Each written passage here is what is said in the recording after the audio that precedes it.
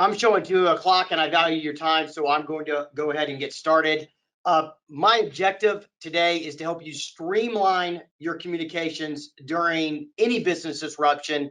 I don't like the term crisis, even though this is a crisis communications workshop. Business disruption just feels like something that you're going to eventually navigate through, which I believe that we're all going to do. And I think that that kind of starts to gauge our thoughts and our belief system on this. So what we're going to talk about today are proven best practices that will help you provide a clear, concise messaging. And most of all, it's designed in a way to help you protect and grow your reputation during these, trying times, right? Now, I apologize for the slides. They're not super fancy. I've got my partner, Adrian, and Chase in our office in here with helping me out today. We put this together pretty quickly, but still based off of years of doing this kind of work.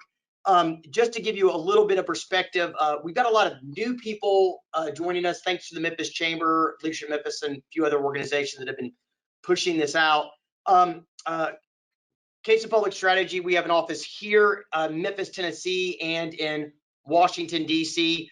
One of our legacy service lines is crisis business disruption management. And so I am a lawyer by trade. I'm an old soldier and a psychologist, so I'm going to try not to nerd out with you too much here. I just want you to know where I'm coming from. So this is our contact information. If you do have questions, Chase, if they have questions on this particular webinar, what do they do? There'll be a follow-up email. If you have a question on this particular webinar, there's a little box with a question mark in it. It looks like a help button, but it's actually the questions, and those will pop up on the screen. And we will, if they're pertinent, we'll interrupt. If not, we'll get those at the end or reply via email. Okay, so you can email us, or you can put them on this little thing if you can figure out the technology. But let's keep rolling. I'm going to move really, really quickly as we get going here. Let me tell you what I'm not going to talk about today. I'm not going to explain the coronavirus. I'm not going to give you any updates on the coronavirus. There's plenty of information out there about that. And I don't have time to get into a lot of risk mitigation, like legal issues about this. I am a lawyer. I want you to talk to your lawyers about that. We've been getting a lot of questions about risk mitigation. If we've got time, maybe we'll try to answer a few questions today. And if not, maybe if there's enough interest in that, we'll put together a webinar next week, right, Adrian? Next week, yes. Okay, on that topic. So don't have time to get that today. Our focus is really just about that clear, concise messaging. All right. So this isn't it. Don't worry. This slide is not clear, concise. This is just the way my brain works when it comes to running through a crisis management issue. And this one's even worse. Also, my ridiculous brain at work here. And we try to do a streamlined situation. We're not going to talk about this today. Really, what we're going to get into is some examples. Most of all, I want to give you real world examples about what's going on, and some of the reasons why our brains don't allow us to do the right thing during times of stress. Okay. Typically, in response to a business disruption or a crisis situation, we have 7 responses that the psychologists say that we respond to. It's really about that fight or flight mentality. It's ingrained to us. It's a part of our lizard brain, and we either want to beat something up or we want to run from it. Now, what I'm going to beg upon you to do is, you're in that fishbowl right now. Everyone is, and they lose sight of all the bad ways to respond in a stressful situation. And so I'm going to remind you about this over and over. Have your team do the same thing. You don't want to attack the situation. You don't want to ignore it. You don't want to deflect. There's really only one right answer here, and it's to sell. Now, I'm not referring to, used car salesmen, not that that's a bad thing to do. You sell those cars, absolutely, right? Or like the infomercials in the afternoon. What it means is, what the psychologists mean is, it's all about advocating what you're doing correctly to deal with the tough situation. So you've got to constantly be advocating what you're doing right and what's coming down the pipeline. And so anytime your team or your messaging doesn't feel like it's advocating what you're doing, well, rewrite it, restructure it, recut the video. And let's just use that as a baseline for the rest of our talk right now. I'm going to run through these buckets in about 25 minutes. One, I'm going to cover 5 tasks that is just good, basic 101 stuff that you've got to fundamentally do. I'm going to tell you some suggestions of what you need to focus on today, what you need to be communicating this week. I'm going to give you a few ways to deal with some of the rumors that are out there. And then we're going to run through as many examples as we can. All right, let's keep going. Now, the first example I'm going to give you is the BJS example. And I couldn't do BS example. Those are my initials, Brian Jefferson Stevens. I couldn't say a BS example. I think my mom was playing a joke on me with the BS. So I put my middle name. This is just what we did at our company. We use it as a baseline, and we'll talk about maybe some of the things we could have also done better, and then we'll get into some other real world examples as we go. So I don't want to talk about what we talked about in January, February with our team. It's too late for that.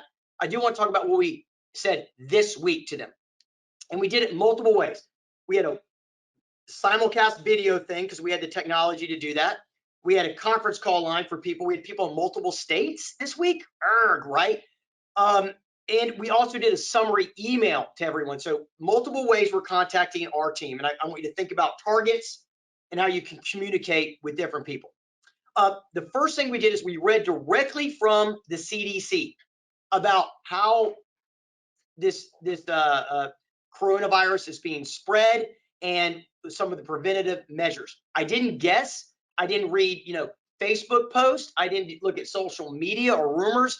And it was important that I explain to them where I'm getting accurate information, because I want my team to go and find accurate information. And then we dispelled the rumors that exist and really begged upon them not to get their information from non-trusted expert sources. And when you're leading by example, I want you to continue to pound on the medical experts, the CDC, the health department, trusted individuals. That's just going to be a mainstay. And then we wanted to dispel some of the rumors, like drinking bleach. Don't drink bleach. That's bad. Don't do that. And we explain why that's a bad thing. Dogs, as an example, can't transmit this virus. That's what the CDC has said. And dogs will inherit the earth. Please don't blame your animals. And then we just kind of tried to lighten the mood just a little bit, but we also wanted to give them really accurate information. Now, we did want to cover a few policy issues with them. We said right now we're looking into paid sick leave, additional paid sick leave for our team. The partners had not made a decision yet, but we wanted to let them know that we were monitoring and thinking about that, and we would be updating them. Next block is, we talked about this working remotely. That might fit your business model. We don't believe it fits ours. And I told them it's not going to happen. I just wanted to set very clear expectations. So they needed to kind of plan for these additional sick leave. And of course, we did mention to them, if you are sick, you're not feeling good, read the CDC guidelines. Here's a copy of them. Don't come in. Don't get everyone else affected. We're going to attempt to give you some additional sick days to cover this. We did talk about bringing in lunch to keep people from having to go out, since we're going to kind of keep them here. And cleaning the office. We talked about protocols for that. Now, this last bucket, a lot more controversial, which was, I set what I believe are clear expectations. I really wanted to provide what I understood the longevity of a pandemic is based on history. 9 to 10 months. This is not going to be over in 2 weeks or 3 weeks. Just because things are shutting down now, I think it's really important to give very accurate information. I'm going to dig into that right now, because I get this a lot. Well, we don't want to scare anybody. I don't want to scare anybody. But what I want to do is I want to make sure that people understand that what I give them, the same thing I want you to do, is you're giving them accurate information so they can continue to trust your opinion over time. And so we're going to dig into that. And then we indicated we'd be reporting back daily. So let's kind of break this down a little bit so we can get some more examples. Four things that I need you to do. I need you to set up if you haven't done already. And then we're going to get into how to lay it out. One, you need a rapid response team. Every business, we believe, needs a team that can gather together and talk about the issues and understand what updates to provide. A lot of times this is composed maybe of your CEO, maybe not necessarily, your chief marketing officer, maybe your lawyer, it could be a couple plant managers. 2 to 6 people is really as much as you need on this team, but they have to have access to the decision makers. They have to be able to react quickly, so they need a very open line of communication to say yay or nay to things, and they need permission to communicate the way I'm getting ready to tell you to the next three blocks. So this team comes together, and certainly you can have outside advisors. We sit on how many teams now that we? Seven or 8. Okay, so we sit on several companies' rapid response teams, but you can have other outside advisors do it also. It's all about making sure that you're not fixated just on what's in front of you, but you get more of a global view. That's why it's good to have a team come together and start to write these things out. So if you've got questions about the rapid response team, put it together. But I think we kind of get that. You're probably already doing it, but make it more purposeful and empower them. Next, the rapid response team needs to determine your different target groups. And when you list out your different target groups, you'll make sure that you're communicating with them effectively and you're not neglecting or forgetting one. One, employees. Boy, we dealt with 5 or 6 shootings just last year in the workplace. It was really sad. I mean, it's tough. And in these moments of crisis, a lot of times people worry about their customers. They may worry about their vendors, and a lot of times they forget about their employees. I think we're all thinking about our employees right now, but certainly employees are a group you need to think about. Your customers are a group.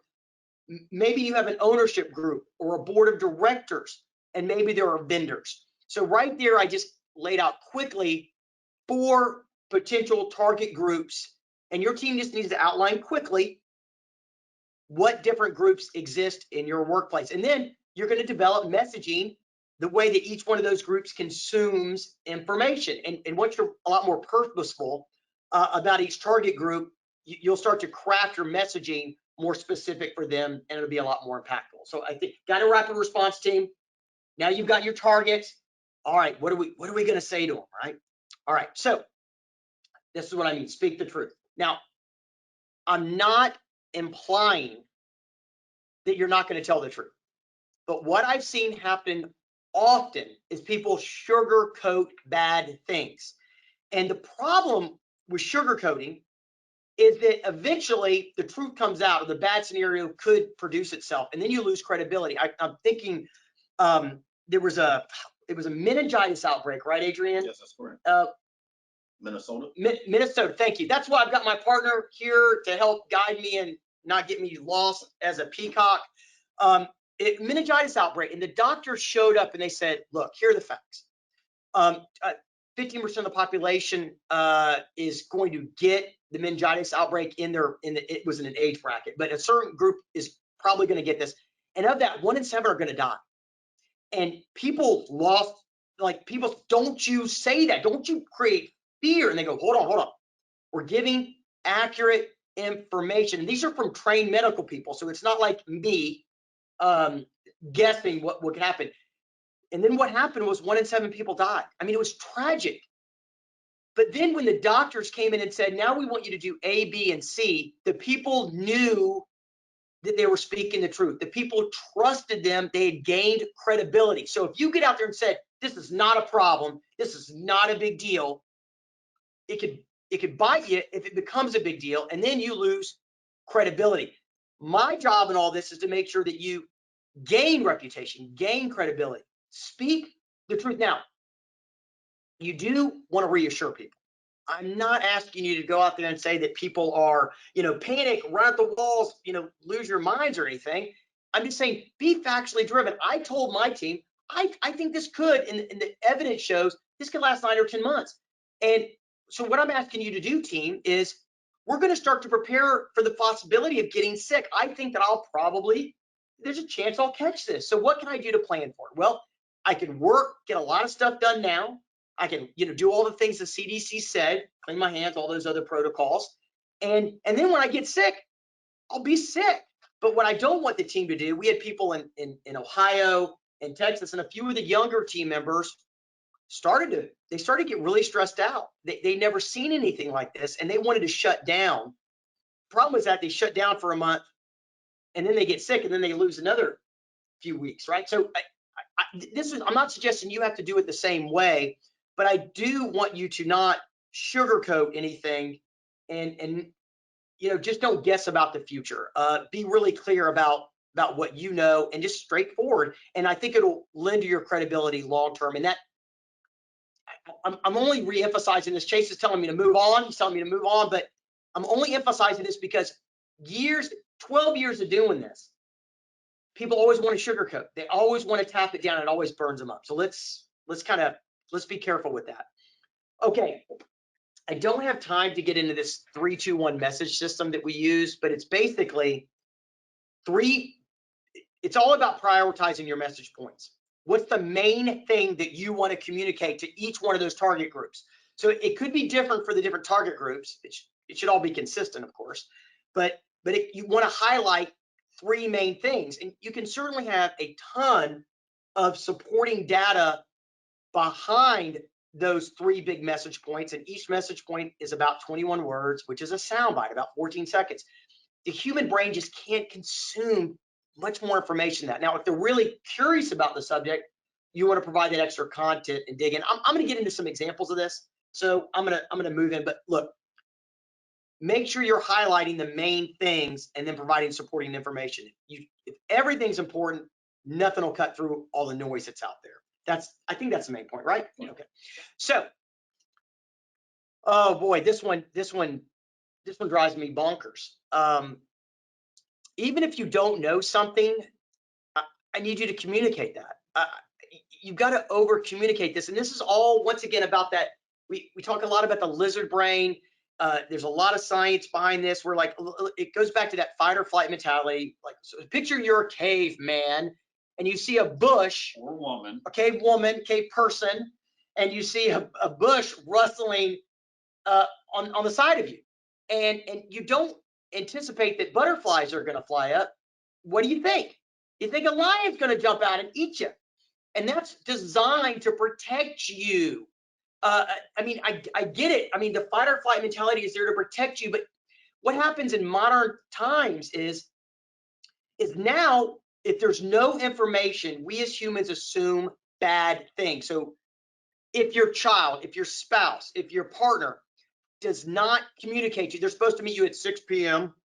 and they don't call you for 3 hours.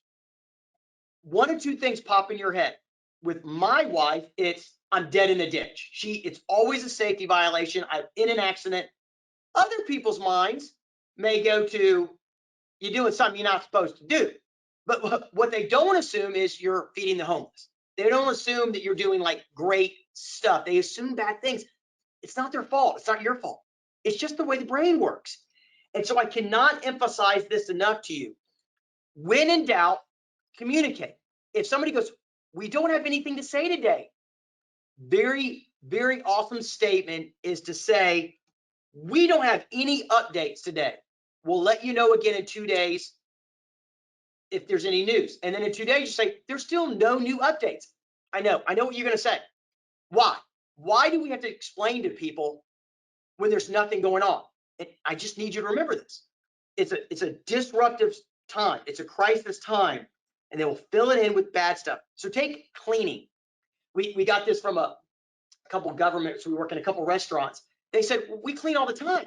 We're always cleaning. Why do we need to explain to people we're cleaning? Because if you don't explain it, they'll assume you're not doing it. I explained to you why, so I kind of know why they do that, but you can't fight it. Just let them know you're cleaning. Let them know you're following the same protocols you're doing. Maybe you've elevated a little bit. And this is a great time when you don't have much to say to dispel rumors. I don't have any evidence that we're going to turn into zombies. And don't drink bleach. Don't put trash bags over your head. I mean, what a great time to dispel myths when there's not a lot of news going on, but people are antsy and they want information. You want to become a trusted source for your targets, your customers, your teammates. You want to be that trusted source. So great way to dispel rumors, and then always refer them back to the experts.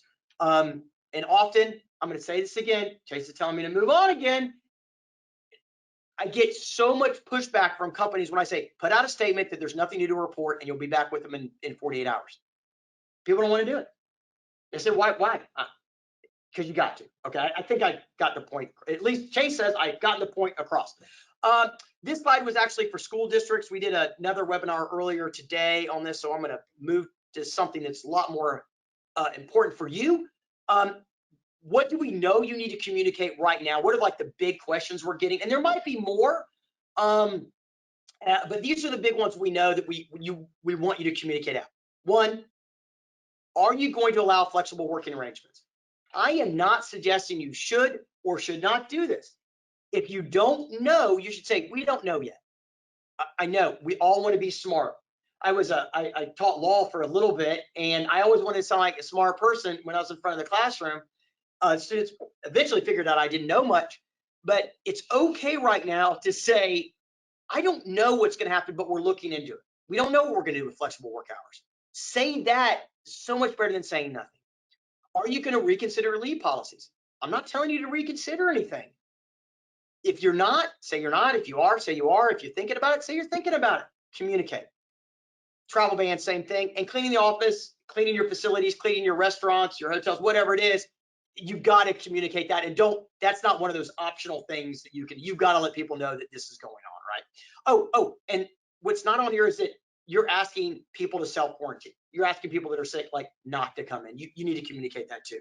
All right, let's boogie with some examples. I think I'm good on time. So this was an e-blast that went out. That was two big things were awesome in this. I want you to highlight in your communication. They thank people and they tell them they're part of their family. I mean, why wouldn't you thank people? Why wouldn't you thank people for being involved? I just went to a restaurant right down the street. Everyone knows I'm a big fan of Huey's. I was at Huey's. Pro Move, they're letting people know, thank you for coming in. You know, they're cleaning it, they're doing all the right things. I mean, that's awesome stuff, right? And thank you for being a part of the family. That's just, it's always good to thank people. And the reason I mention this is because when we get in a crisis, when we get in that stressful situation, often we forget to be advocating and thanking people for being awesome and being with us. Just don't forget that. I'm not going to read you these slides. I just pulled a lot of examples that are out there. I thought this example was really cool. It was a really long email, and you see up here on the number one thing is they did break it down into blocks. There were 3 big blocks on this particular email, which was awesome. They probably should have made that number 1 and that first statement bolder and stand out a little bit more, but I'm probably being a little picky right now. It's good that they got something out. The red marks that you see on the slides, that Brian did that, not them, because I want to highlight a few things. One, they talk about what they're doing, the measures they've taken, clean, safe, sanitary, and they provide an awesome list. I think that the bottom of this slide, you'll see it says staff with flu-like symptoms, as always, will stay at home from work. That's probably something they should have highlighted a little bit more. I know everyone's doing that, but you got to tell people. You got to tell people you're doing the right thing. Oh, here's a terrible idea. Oh, this broke my heart. So what they did in this example is they put out the things that they know about the virus. Well, they're not medical people, they're not doctors, they're not experts, and they're wrong. I didn't even list the entire email they sent out, but they were wrong on several things. And so look, I want you to trust the experts, refer people to the links, give them the CDC, give them the health department. If you want to protect your reputation, don't go too far out on that ledge and start to get into answering questions that you don't have the expertise or the skill set, nor do I want you to get involved in. They should have said, here's what we know. Go to the CDC's website. And by the way, the CDC is updating, I don't know how often, but I know it's every few days. They've been changing it. Multiple times a day. Chase is telling me they're updating it. So don't you try to act like you're the expert. This self-diagnosis, immediately seek medical attention. That's not what the CDC says. I'm not going to tell you today what the CDC says. I want you to go find out and just refer that information constantly to your team. Don't try to be the expert. Refer it to the experts. All right. Oh, this one was nice. I like this. It was a longer email. They didn't have the big blocks. I like the chunky ways to learn, but they're communicating. And they said this: we will continue to monitor the situation daily and provide updates when appropriate. And then they have a nice reassuring statement: we will all get through this together. You know, whatever works for you and what you want to communicate to people. The thing I don't like is this really rough updates when appropriate thing. I mean, it's not the end of the world. I think that certain target groups are going to need more assurances than when appropriate. Sometimes you've got to feed them that there's no updates. Governments, schools, just maybe to your employees, maybe not to your customers. They probably don't need daily updates, but your teammates may need something even when it's not appropriate, when there's nothing to report. I'm dwelling on that. I want you to really focus on that. We'll skip the school examples for right now. Ooh, I got one from Starbucks. Went to Starbucks today. They're still open. Cool. Very, very pro organization with this. It was a really, really long email, and I read it because I'm into this kind of stuff. I just don't know how many customers would read this level of detail. It was really thick. I do like this email, the first part of it, where they say it's time to prioritize, and they talk about the health and well-being of their customers. Always health and welfare. Always start with that. So the one thing I don't like is this was great. This next thing they talked about. If you have prior experience, if you took precautionary steps as part of your normal business practices, highlight that in your communications. I think Chick-fil-A just went out that says, we've been following these protocols for years and we're going to continue to follow it. Yeah. Starbucks, mentions they already have experience dealing with China, so they kind of know what they're doing. Wow, that builds a lot of trust. If you've got that, you ought to lean into it. This is one example of an email. I'm going to show you a better way that I'm going to suggest that you provide it. But there's a lot of good stuff in all these paragraphs. I personally had a hard time digesting it. I think, and let me give you a different way to say it. These are the exact same. They say they read the exact same thing, but I prefer to make sure things are bolded that I want them to see. And I kind of picked 4 things that were in this prior email that are kind of masked. I thought it was really important. They say we're maintaining regular operations. Basically, come buy our stuff, right? We may modify. We may adopt the store experience. And in some cases, which is the kind of the last resort type thing, they may close. But notice in this first one, it was a little hard. It was a little hard to get. So I know you've got a lot to say, but I'm going to ask you to slow just a minute, not slow down hours, but minutes, and attempt to provide a little bit better way to highlight those top 3 things. In this case, I put 4. I guess I should have edited it down to 3. Uh-oh, I made a mistake. But highlight those 3 things that are most important, and bold those statements and get that done. All right. I'm creeping up on my time. It went by so fast. I definitely want to get to a couple questions before we go, because I know that some people have been emailing Adrian and Chase as we go. So do you guys want to fire with one? And if you've got questions in the meantime or after this, we'll send out an email to everyone that was on, and you can fire those at us, and we'll do our best to be helpful. I've got one here that was sent to me. They want to know how they get the information out. It's easy to get it out to the employees in a sense because they're there, but these people that have customers, what's the best way to get the information out on what's going on with the business? Okay, so the one question that Chase just mentioned was, hold on, I want to make sure we don't have a technical issue. I've got 4 people that said that they've lost the sound, but we've got almost 400 on, so I'm going to assume that those out. We'll record this and send it out also. So I just want to make sure that's all right. So the question was how best to communicate the information. Every vehicle you have. Now, if you have social media and it's to the one, you've got to look back at those targets. If it's to your customers, ask all your team members to share it. Email is a great form of communication. Social media, post it everywhere. If you have time to cut a video, cut a video, because people want to see a face and they want to read it in the email. And then get your teammates to share it. Ask them to share it so it radiates out. I think that's probably the best case. There's going to be a lot of information going on right now. Yeah. I think we have time for one more. Yeah, I had somebody ask about when we've seen this in other places, checking the temperature of your employees before they come in. I know that's somewhat a legal question, but I think it's something we might be able to address. Yeah, so it was, can we check temperatures? Should we check temperatures of people walking in?